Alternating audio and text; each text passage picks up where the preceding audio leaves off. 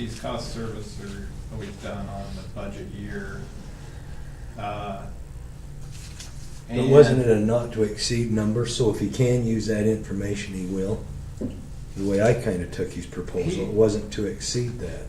Keep in mind, we did this last year, and we did it in 2011. So he's got kind of updated data from when we did it in 2011 to when we did it in 2013 and 14. It's kind of why we went the path of single source, is because once you get these guys up to speed on kind of your system, your growth patterns, your capital plans, your budgets, it's substantially cheaper than if we just went out and did an RFP every time and bid these guys out. When you pick a new one, it takes you, usually you're paying kind of high on the front end, getting them up to speed. So he's basically saying the 19,000 is probably because he's already discounted because the information's in place. If he hadn't worked with us before, it'd probably be a higher fee. yes, Okay. absolutely. I think he'd run us on the impact fee study too. I think it was somewhere around 12 Yeah. last time. Let me ask this too. I know last time we did the impact fee study, I think management had a packet about 2/3 as big as what Pender did. Is that information that we shared with him on that impact fee study, is that still good stuff, or do we have to repeat it, or? A lot of the stuff keep in mind how these guys work. He's like built up some pretty good Excel workbooks for us. It's just a matter of updating that data, getting the current pricing, costing, capital plans, all of that into these workbooks for us, and spitting out the numbers that come out. Probably what we've already given him is with minor changes is gonna be sufficient for. Some of that stuff is this gonna time around. be, it's just a matter of updating data usually. A lot of the bulk of the stuff that was attached was the capital facilities plan and description, There's nothing that, yeah. which does come from us. On the last cost of service study we had, he presented to us, was there anything, any of your directors feel like information that we didn't have enough of, that we needed more of, that would have helped us with the public on the rate increases that we proposed to them? If there's something we still need to have him to look at a little more detail to see what will help us. You've got a list of task number 6, there's 5 items in there. Does that cover everything we want him to do? So we don't get into the parameters of saying, well, that's an extra cost and we get charged more money. Is that gonna give us everything we need to have done in the study? I think proposal kickoff meeting, review the outcome of 14 and discuss proposed changes. I think if there are things that maybe weren't done good, should be done different, the time to be discussed. Keep in mind that I'll gladly throw myself under the bus here. What we're paying Mr. Pender to do is do a cost of service study. That's kind of like an industry accepted standard in which he goes about figuring out what it costs us to serve our customers. And then he gives us advice on where our rate should be in order to provide that service to our customers. That's all he's doing. He doesn't really, we kind of put him in front with the last one. But really that should be, in my view, that should be us that explains to our customers why we need a rate increase or why we need to increase impact fees. He just gives us an independent look, just looking at numbers, to say, this is what your rate should be in order to continue to provide this service. And that's really what we need from him. I mean, I think it falls on staff to know our customers, to know the stakeholders well enough to say, you know, we need this or else we're gonna cut services in some way. I mean, obviously, we didn't do that well enough last time, and that was my fault. I'm the one that went around to everybody, so. It wasn't Pender. Pender gave you his breakdown. It's basically it. As I looked at it, there's two areas of the commercial end. There's the large and there's the small. That's what we need to focus on too. That's part of his agreement, to look at those two items. And I think with the information we're getting off our meters now, should be able to provide him that data he needs to put his study together. Yes. Is this rate design gonna include the demand charge for solar and so forth? We are working on getting all of that stuff prepared, yes. Would it be part of this, or is it just something we do under our service agreements? If we're getting enough net meter customers now, that we will include that, and hopefully, prior to him completing the cost of service study, we have a new net metering policy in front of you guys in which he can take that and say, this is what the rate should be based on this policy. So it'll all come together? Is that gonna be a more difficult sell if we combine the two?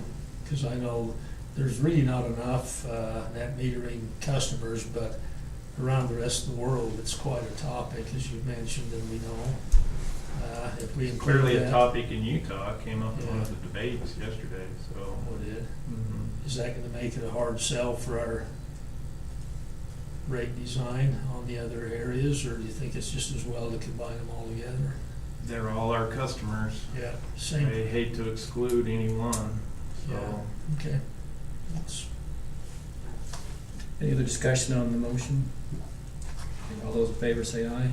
Aye. Any opposed? None. So motion carries. Those two contracts will be put in play. Just thought on my mind is, it may have read the Lake last week. Mr. Norman put an article with Rocky Mountain Power on their 138K line, which was a very positive article. We're gonna try once a month to get something in. Joe sent me an email today on October 5th, 11th is Power Week, or the electrical power company, so we're gonna look to put some more articles in during that, another part of in that month. So every month we're gonna put something in about the company in the Wasatch Way, if they're willing to put it in for us. And these are good positive articles to explain what we're doing as a company, and try to educate the public as much as we can with those articles. And what we'll end up doing on our websites is we'll tag those articles like 1, 2, or 3, we'll put them on our website so people can come back and look into them and gather some information. Part of this, next part is the strategic plan that Bart's put together. There's certain subsections in there, and what it would like to do is take parts of those and then every month put a piece of that into the Wasatch Way and just kind of expand a little bit and continue to inform our public where we're headed and what we're trying to do and the plan we have with the company. Just a little information with that. Mr. Miller. I didn't realize, I just looked at the front page, we've changed the mission statement again, haven't we? I changed it to what you guys said you wanted. It's supposed to be give the customer the best possible service at the lowest possible rate, and we will become a recognized entity in the power industry. That's a little bit of both. No problem, Bart, I just giving you time here. As soon as this comes up,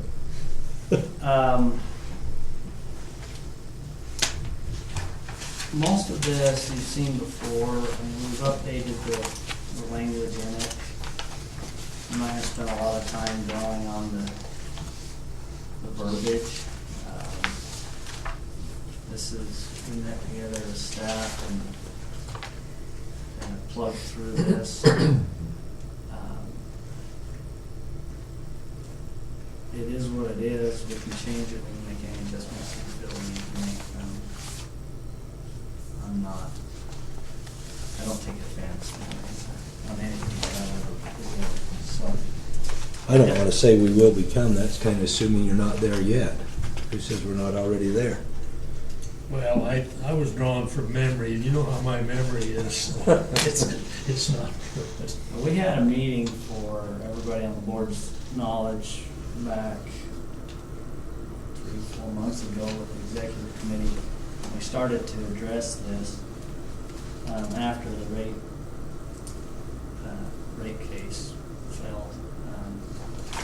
And it was determined at that time by the executive committee that safety came first, reliability came second, and the customer value came next. So I rewrote it to reflect such, but obviously we can change if it needs to. And this reflects 15 through 19. It has some language in there concerning the work that we are doing in coordination with Rocky Mountain Power Pacific Corp. The press can tell they want this line coming through the valley, although it is a benefit to Pacific Corp, it is not because they're trying to keep things out of Sullivan County. It has a lot of value to us in this valley, so do not read everything in a way to be accurate on that regards. Has everybody, I mean, speaking of that, I'm not sure what Lane has shared with you guys in the past. And so, I mean, we have studies done by Rocky Mountain Power regarding the capacity constraints and facility improvements that need to be done in order to continue to provide power on peak. Have you guys read them? I mean, they are scary. I mean, we don't do this. You know, you can look to California. They just do rolling blackouts. And LA was doing them. I mean, I don't want to get to that mode. We need to like do these improvements because we're out of capacity. We do not have capacity on peak, and I don't care what anybody writes in the way. I mean, the engineering and the math does not lie. So I'm happy to get you those studies. I just don't know if you guys have already read them or if I'm just inundating you with paper. They're pretty thick engineering studies. So. You know, as I hear comments back and forth, I don't hear so much comment about the necessity of it. It's more of the what's the share of Rocky Mountain Power, what's the share of Heber Power. One line is Rocky Mountain Power's on one side of the structures, and on the other side of the structures is a Heber Light and Power line. But the total cost of the project is 9. It was 1.2 plus the discounts it's gonna give us back. This short piece here, That's 1.3. the total overall line project, I mean, it runs through year 2017. That's the last facility study estimate. I mean, we're looking at about 1.5 million per mile, and it's 10 miles. Yeah, so, I mean, it's gonna be, Rocky Mountain Power's building a lot. they're building it, what's gonna cost us a little over $1 million. So the cost In of the theory. line is going to be 15 million. Probably 10 to 15 total. 10 to 15 total. I don't know why I had 9 in my mind, but somehow I did. Well, I've read that somewhere too. The total cost of the line is going to be 10 to 15 million. We're assuming our cost of that is going to be somewhere between 1 and 2 million. Okay. And the substation that will drop off of it could be between 5 and 9 million, that may be where you got your money. Maybe it is. The substation The second point of interest. Down Second here. point of interconnect. Second point of interconnect. And Heber Light Power's share of that is, The line. 509. would be That's the ours. 5 That's our cost. That's not their cost. We So- wrote a letter to them requesting that second point of interconnect. It's all ours. So. Okay, and then if they do what they do down there, how much is that gonna cost them? Oh, if they do that network upgrade, I bet they're into that thing. What, Jake? Another They're- 2 million, 3 million bucks. They'll be 2 to 3 probably. They're not putting a transformer in, so that's gonna save them money, but they've got some pretty expensive equipment going in there. They might even be in the neighborhood of 4 because they've got to put some, they want the metering equipment in there and it's really expensive. But it'll auto transfer, like our system won't see the outage. If they have an outage on the 138 kV system, it'll auto transfer, we won't see that outage. Now, if the outage happens on our 46 kV system, we'll see that outage, because that's ours. But if it happens out on the Great Western Grid, if you want to call it that, it'll auto transfer at that location. So Heber Light Power's, including the portion down there, is somewhere between 6.5 and 10.5. Total all in. Total all in, yeah, that's building the substation, building the line, the I whole. would say we're right around, yeah. Now, we were talking the methodology of tying or passing through that would let us utilize impact fees. Are we still not certain about how that's gonna be handled, or?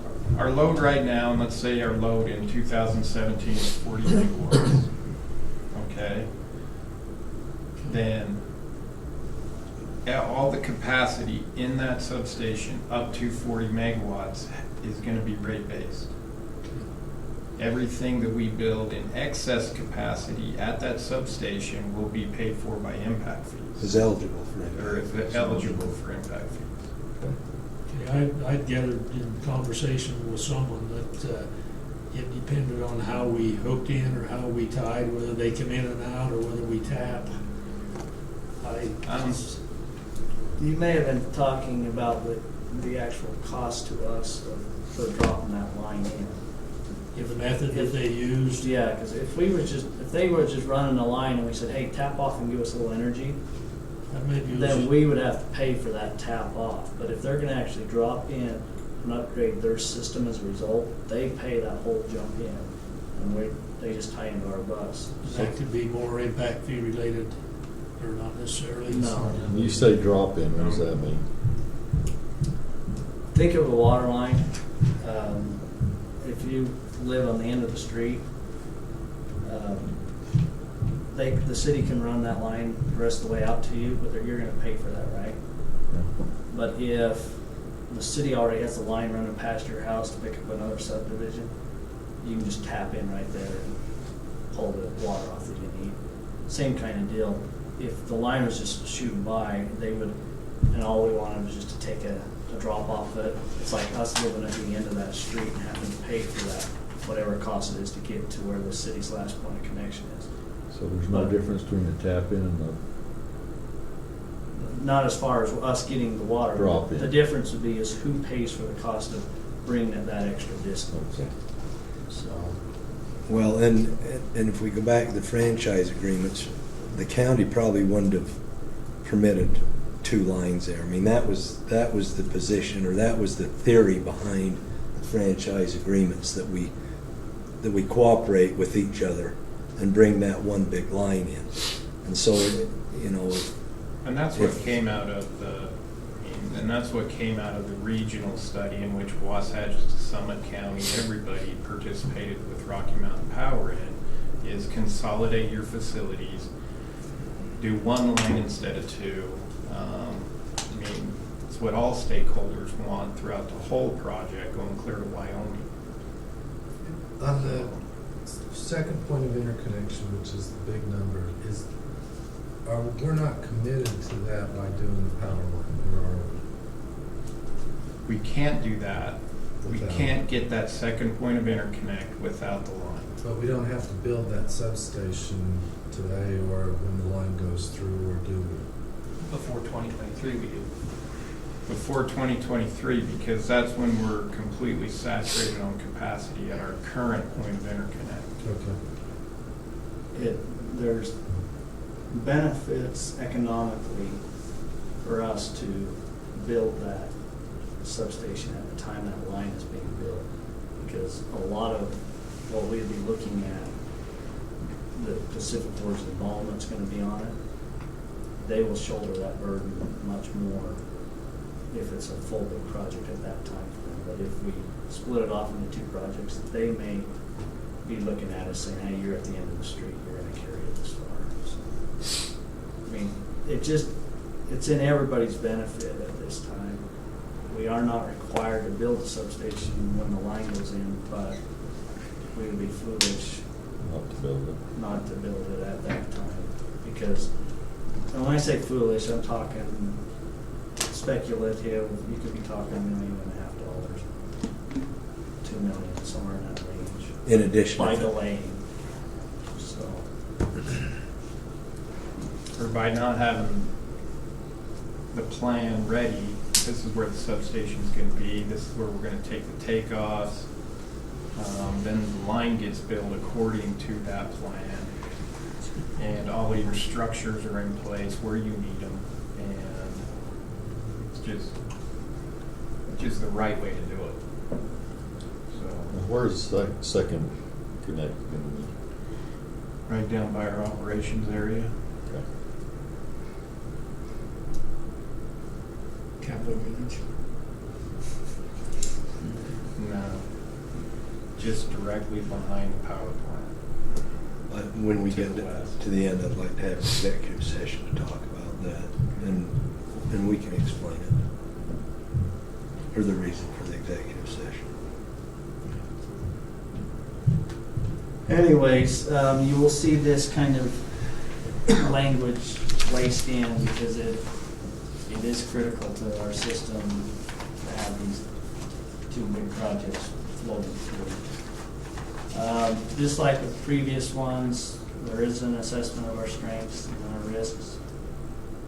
The strength right now, whether you like it or not, is our rates are some of the best in the state, but if not nation. So that is a strength to us, but it's also a risk.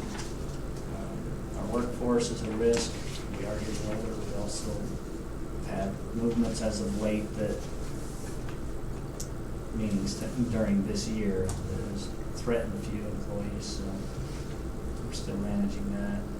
Our biggest risk is that single interconnection, therefore it's there. Resource costs are going up, meaning our generation, so that continues to hit us.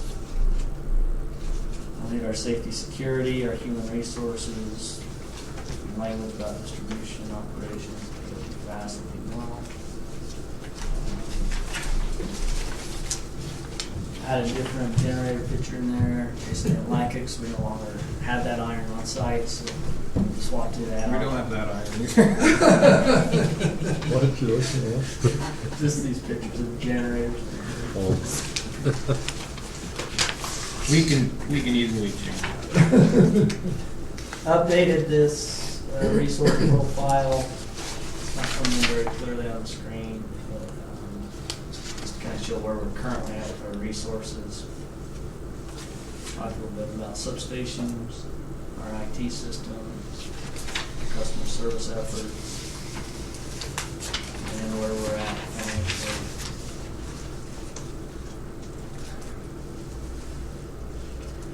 Our residents and our customer, I should say commercial. On that chart. instead of customer. Yeah, it should be commercial. Yeah, I figured, but Yeah, sorry. Not enough edits. Anyways, the key thing which most people are concerned about with our 5-year plan is this guy.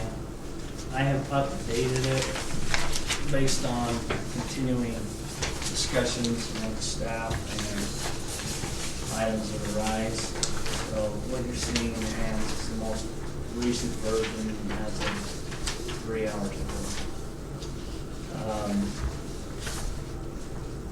You'll see projected for the remainder of 2014, what we're looking at, as well as our first cut of the budget for 2015 and future years beyond that. The electricity sales are reflecting about a 2% increase, and that's based upon prior 2 years' performance. It has nothing to do with us getting a rate increase or rate relief. It's entirely up to just the fact that the valley's growing. So that's why you'll see those numbers go up, and they're averaging about 2%. So that's 2% kilowatt growth. Yeah. But if our kilowatt growth is going up on our sales, it's also going up on our purchases. So you notice that number is going up. The gas generation, that one, as near as I could see, we're just having a weird year this year.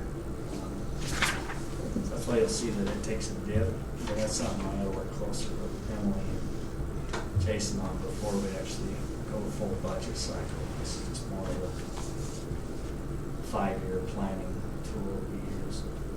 So that one, expect to see it come a little bit more in line as we put our actual budget together for approval in later months. Salaries, wages, and benefits, the number, you'll notice it goes up, but that's in reflection of the fact that we expect employee health care increases, things like that, as well as cost of living adjustments and additional staff. We have a body and a half built into this strategic plan for 2015 as of right now. Like I say, a lot of these numbers will get tweaked a little bit further as we get closer to having our actual budget for approval. So on professional services, that's extremely high for this year. Is that just because of all the restudies and studies we've been putting together?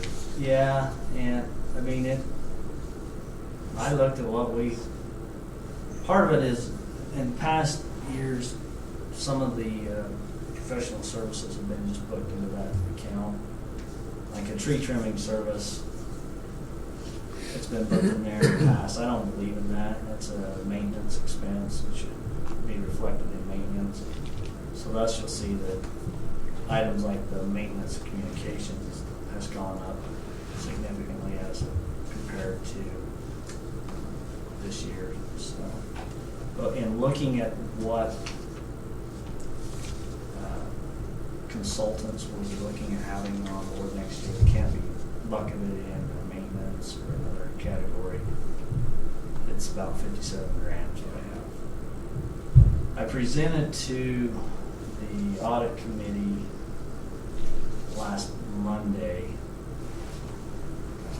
the numbers and the actual line items that feed into this to get their approval to present this tonight. So there is a lot more information there that I'm more than happy to share with anybody, and that you will be shared with later as we definitely come forward with the budget. What was the materials for 2015? The reason that's up is we're estimating on increasing our inventory stores to accommodate some maintenance that we are expecting to come as a result of a Raptor study and a pole study. We just know we're going to have some maintenance work that's going to result out of it. Because we've got, next year we will have, in working with our partner UAMs,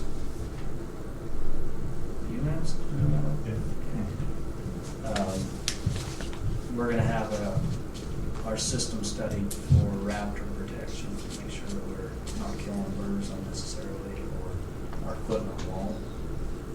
We figured that as a result of that study, we'll be finding some deficiencies that need to be repaired, as well as we're gonna have a poll study done to assist us in our insurance and other areas. We know we've got some polls that are less than optimal, so. On the revenues, does this represent any type of a rate increase? No, So this doesn't, this doesn't represent any rate increase, it just represents growth only. So, and where that will be important is at the bottom of this sheet. When you get through all of our regular operating stuff, you get through our non-operating revenues and our bond payments, you come down to our capital plan. You can see our total ending cash position. For the next couple of years, we look to be in good shape, but 3 years out, that's when we take it in the teeth. Like I say, we operate our system in such a position that our revenues are clearly making the bills, paying them, but to be able to add to or capital improvements. That's gonna- improve our system, the rates aren't there for that. Thus, especially, I mean, you look out 2017, we have a $2.5 million deficit because of, and those are very conservative, that $4 million on the substation, $1.5 million on the distribution. As we've already talked, that could be as high as 10. We hope it's not, but as a result, we've got to kind of put rate relief in sooner than later than It's just gotta happen. Has to happen sooner, a lot sooner than later. well, and you look at 2019, I got a $9 million generation upgrade that's going to have to happen if we are to absorb the impacts that will be coming as a result of The growth. growth, regulation. I mean, if Hunter goes down because of the coal, we lose 5 megawatts of energy right there. That would be a big generator, I guess. Is that the 9 million we were talking about for the?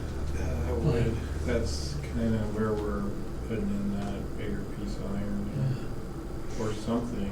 I mean, we're gonna have to do something. Didn't sound like we'd get a second chance at the field follow because they're lower output. They wouldn't benefit us quite as much as these last two. Caterpillar doesn't share with me what they've got in development, but we may have fill follow units in then. Maybe high kilowatt, megawatt. See, and we could make a business decision to invest $1 million in a building that would hold really big iron for CAT to test. But there's lots of scenarios that you can play there, but this is starting to show a reality that's going to hit. So The key thing about rate relief